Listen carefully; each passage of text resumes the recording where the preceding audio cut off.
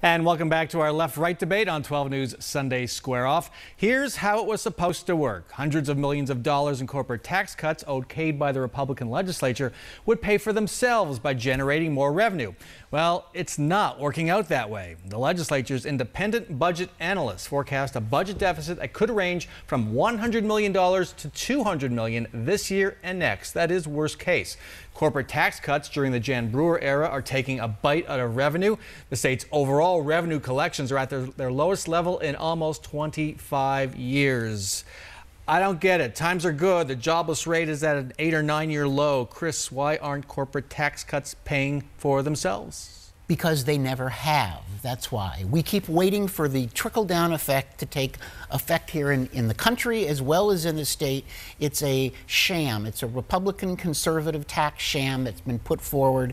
What we have here, Bram, is Republicans that run the state capitol have been really on a fiscal suicide mission now since 2014. Wow. They have taken away over $500 million yearly since 2014.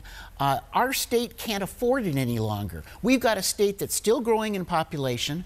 We've got a horribly underfunded public education system. We've got an aging infrastructure. And as you pointed out, we have less revenue than we had 25 years ago. There's no way that this works. Here's another little tidbit, and that is that 3/4 of the businesses that pay corporate taxes simply pay a $50 minimum tax. It's the big guys, it's the wealthy businesses that are getting the tax reductions. They don't need it, and our state is starved for revenue. Christine, you're part of a sham leading to fiscal suicide. Yeah, Chris is given to ad hominem this morning, more so than even usual. I think words like sham are not helpful, frankly, and it's not a sham.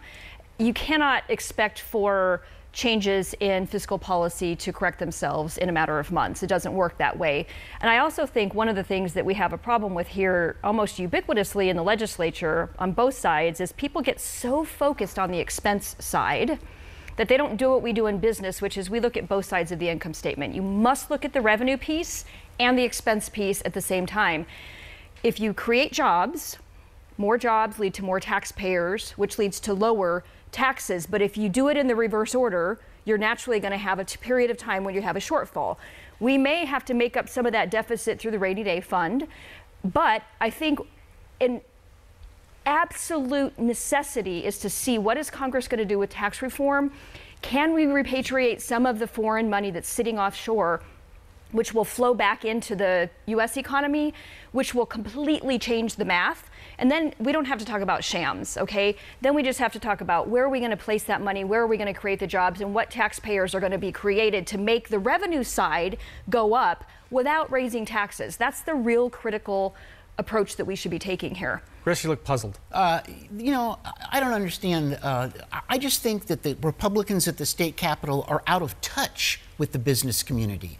They're not out of touch with the business lobbyists that fund 80% of the legislative campaigns. They're in touch with. But if you look at just in 2017, this year, the Alliance Bank did their annual 500 CEO survey. They asked them, what are the two challenges facing the business world in Arizona? It was the lack of a trained workforce and the underfunded public education system. They then asked them, what should the state do to help businesses the most? It was invest, put more money into public education. These tax cuts and this revenue drain has resulted in a public education system which is $1.1 billion less funded than in 2008. Okay. We cannot keep starving public education. I have to end it. One question. Doug Ducey has said he'll cut taxes every year in his office. Does this news tell us he won't do that this coming year? Yes or no?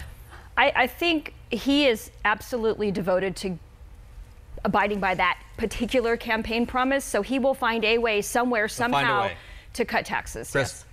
It was a horrible promise. He should take it back. Politicians are doing a great disservice to the future of our state. They are selling our state out. Christine Jones on the right, Chris Erstum on the left. Thanks very much for joining us. Peace. Enjoyed it. Peace and love. All right.